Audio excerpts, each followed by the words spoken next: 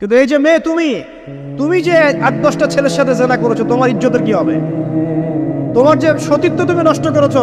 তুমি তো বিয়ের পর কোনো ঘরে গেলে সে হাজবেন্ডও বুঝতে পারবে তুমি আর সতী সাথী নও। তখন তোমার কি হবে? আর এটা যে এত ভয়াবহ মহামারী আকার ধারণ করেছে না, অনেক ক্ষেত্রে দেখা যায় স্বামী অফিসে যাওয়ার সাথে সাথেই বয়ফ্রেন্ড বাসায় হাজির। এই যে বাক্সে বাক্সে বন্দি জীবন বললাম, বাক্সে বাক্সে বন্দি ফ্ল্যাটের ভিতরে তো ঢুকলে আর বোঝা যায় না ভিতরে কি হচ্ছে। কত ফ্ল্যাটে যে জেনা হয় এখন এই শহরে, আল্লাহ ভালো জানে। এই ফ্ল্যাটের প্রত্যেকটা ইঞ্চি ইঞ্চি মাটি আল্লাহর কাছে সাক্ষী দিবে। যেখানে যে মাটিতে বসে অবিবাহিত যুবক যুবতী জেনা করেছে আর বিবাহিত যুবক যুবতীরা এবং এই স্বামী স্ত্রী জেনা করেছে, এর ইঞ্চি ইঞ্চি মাটি আল্লাহর কাছে কথা বলবে। এর ইঞ্চি ইঞ্চি মাটি আল্লাহর সামনে কথা বলবে।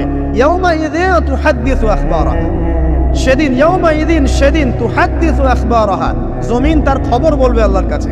জমিনের কোথায় কোন পাপ হয়েছে সব বলে দিবে।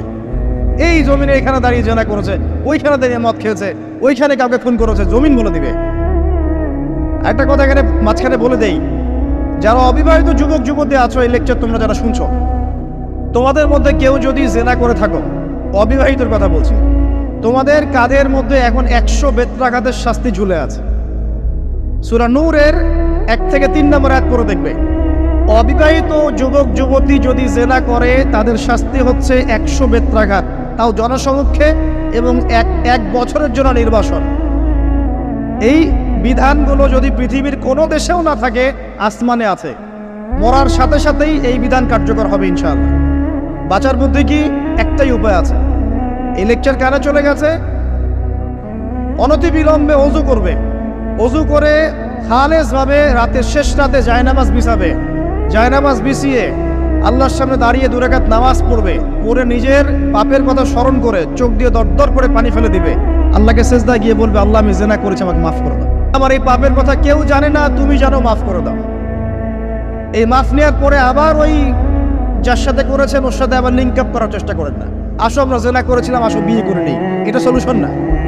জেনা করেছেন, আগে তওবা করে ফিরে আসতে হবে, তারপরে পুরো জীবন ইসলামিক লাইফ লিড করতে হবে। আল্লাহ যদি দেখেন যে হ্যাঁ আপনি ঠিকঠাক তওবা করে আল্লাহর কথা চলছেন, আল্লাহ তখন আপনাকে নেককার স্ত্রী দিবে ইনশাআল্লাহ। এই একমাত্র রাস্তা যুবকদের জন্য এবং যুবতীদের জন্যও। যুবকরা না হলে পার পেয়ে যেতে পারে, কারণ একটা কথা সমাজে প্রচলিত আছে না, যে ছেলে মানুষের ইজ্জত তো সহজে যায় না, গোপন হয়ে গেছে, কেউ জানে না, আল্লাহ মাফ করে দিয়েছেন, সে হয়তো পার পেয়ে গেল। কিন্তু এই যে মেয়ে, তুমি যে 8-10টা ছেলের সাথে জেনা করেছো, তোমার ইজ্জতের কি হবে? তোমার যে সতীত্ব তুমি নষ্ট করেছো। তুমি তো বিয়ের পর কোনো ঘরে গেলে সে হাজবেন্ডও বুঝতে পারবে তুমি আর সতী সাথী নও। তখন তোমার কি হবে? বিবাহিত যারা আছে, এই যে দেবর আর ভাবি, এই যে শালি আর দুলা ভাই, মধুর সম্পর্ক না এগুলা? দাঁড়াও, এটা মধুর সম্পর্ক। দেখা যায় সুবহানাল্লাহ, এই যে আমার এখানে ফোন আছে না, আমাদের অফিসিয়াল পেজ আছে, অফিসিয়াল পেজে যত প্রশ্ন আসে দেখি ম্যাক্সিমাম জেনা কেন্দ্রিক, ব্যভিচার কেন্দ্রিক, পরকীয়া কেন্দ্রিক। একজন প্রশ্ন করেছে যে দুলা ভাইয়ের চরিত্র এত খারাপ ছিল, আর ওই মেয়ের বয়স তখন কম ছিল, 13 বছর বয়স। 13 বছর বয়সের মেয়ের দিকে সে চোখ দিয়েছে। যাকে বিয়ে করেছে তার সাথে তো সম্পর্ক আছেই, যাকে বিয়ে করেছে ওর সাথে তো সম্পর্ক আছেই। তারপরে আপনার শালীর সাথে সম্পর্ক। এখন শালীর সাথে তার 2 বছর ধরে সম্পর্ক করার পর সেগুলোর ভিডিও ধারণ করে তাকে ব্ল্যাকমেইল করছে যে যদি আমার সাথে খারাপ কাজে সে রাজি না হয় তাহলে এই ভিডিওগুলো ভাইরাল করে ফেল। এই যে অনলাইনের যুগ, এখন তো মানুষ নিশ্চিন্তে মানুষ যে একটা প্রাইভেট লাইফ লিড করবে সেটাও করতে পারে না। প্রাইভেট লাইফের সব কিছু রেকর্ডেড হয়ে যায়, হয় না? এটা একটা ফিতনা, মহাফিতনা। এখন সে রেকর্ড করেছে, এইভাবে ব্ল্যাকমেইল করে এই শালীর সতীত্ব নষ্ট করলো। 1 বছর 2 বছর না, 3 বছর ধরে। এখন এই মেয়ে প্রশ্ন করছে পেজের মধ্যে যে এখন তার মানসিক অবস্থা এতই খারাপ, সে জিজ্ঞাসা করছে আমি যদি আত্মহত্যা করি তাহলে আমার পাপ হবে কিনা। এই মেয়েটা যদি আপনার বোন হতো কি করতে না? আল্লাহ না করুক, এই মেয়ে যদি কারো মেয়ে হতো তাহলে কি করতে না? আপনার কাছের কেউ হলে আপনি কি করতেন? এখানে ওই শাস্তিটা না বলে সামনে যেতে পারছি না। শোনেন, যারা বিবাহিত ব্যক্তি হওয়ার পরেও পরকীয়া করেছেন, বিবাহ করার পরেও পরকীয়ার পাপে লিপ্ত ছিলেন বা এখনো আছেন, জেনে হোক না জেনে হোক করেছেন, অথবা এটা জেনে করেছেন যেটা একটা খারাপ কাজ তারপরেও করেছেন, রাসূলুল্লাহ সাল্লাল্লাহু আলাইহি ওয়াসাল্লামের হাদিস এবং আল্লাহ পাকের কালাম অনুযায়ী তাদের শাস্তি হচ্ছে কোমর পর্যন্ত মাটিতে পুঁতে ফেলে পাথর নিক্ষেপ করে রজম করে হত্যা করা। ইসলামিক যদি কোনো রাষ্ট্র থাকতো বা এটা যদি হতো, বা এটা যদি ইমামুল মাহদির যুগ হতো বা ওমর রাদিয়াল্লাহু আনহুর যুগ হতো, তাহলে এই শাস্তির বাইরে আপনি চলতে পারতেন না যদি এটা প্রমাণ হতো। এই শাস্তি যদি দুনিয়াতে কার্যকর নাও হয়, আপনি যদি তওবা না করে মারা যান, তাহলে কিয়ামতের মাঠে এই শাস্তি আপনি ভোগ করবেন। খুব মজা লাগছে পরকীয়া করতে। সকালে একটার সাথে, দুপুরে একটার সাথে, আজকে একজনের সাথে রাত কাটান, কালকে আরেকজনের সাথে রাত কাটান, খুব মজা পাচ্ছেন। রাত্রেবেলা মদ খান আর হোটেলে রাত কাটান, সকালবেলা আবার অফিসে যান। আমাদের শহরের এগুলা কালচার কোত্থেকে আসলো? এই শহরকে পবিত্র করবে কে এবং এই শহরের আসল রূপগুলো স্পষ্ট করবে কারা? খুব মজা পাচ্ছেন এগুলোতে। সুবহানাল্লাহ। একটা বিষয় বুঝাই, ইসলামে কেসাস আছে, কেসাস। মনে করেন আমাকে কেউ হত্যা করেছে, আপনি তাকে হত্যা করতে পারবেন। মনে করেন আপনি কাউকে হত্যা করেছেন, ঠিক আমাদের লজের মতো কেউ যদি কাউকে হত্যা করে তাকে ফাঁসি দেওয়া হয় না, এরকমই কেউ যদি কাউকে হত্যা করে, ইসলামের বিধান কেসাস করা, মানে হাতের বদলে হাত, চোখের বদলে চোখ, কানের বদলে কান, নাকের বদলে নাক, জানের বদলে জান, যদি প্রমাণ হয়। কিন্তু এখানেও হত্যাকারীর বাঁচার সুযোগ আছে। কিরকম? মনে করেন আপনি আমার পরিবারের কাউকে হত্যা করেছেন, আল্লাহ না করুক। এখন আপনি এসে আমাকে ক্ষমা চাচ্ছেন যে আমার ভুল হয়ে গেছে, আমি মুক্তিপণ রক্তপণ দিব, আমাকে মাফ করে দেন। এখন আমাদের পরিবারকে আপনাকে বললো ঠিক আছে আপনাকে মাফ করে দিলাম, আপনার কেসাস করার দরকার নেই, আপনি রক্তপণ দিয়ে দেন, তাহলে আপনি বেঁচে থাকার সুযোগ পেলেন। কথা বুঝতে পারছেন? একটা হচ্ছে মুরতাদ। মনে করেন কেউ ইসলামের কিছু বিষয়কে অস্বীকার করেছে, তাকে জেলখানায় বন্দি করে রাখা হবে, সুযোগ দেওয়া হবে যে আপনি কি এগুলো জেনে শুনে বলেছেন নাকি এর উপর অটল থাকবেন না ফিরে আসবেন। সে যদি বলে না আমি তওবা করলাম, আমি এগুলো থেকে ফিরে আসলাম, ও বেঁচে থাকার অধিকার পেয়ে গেল।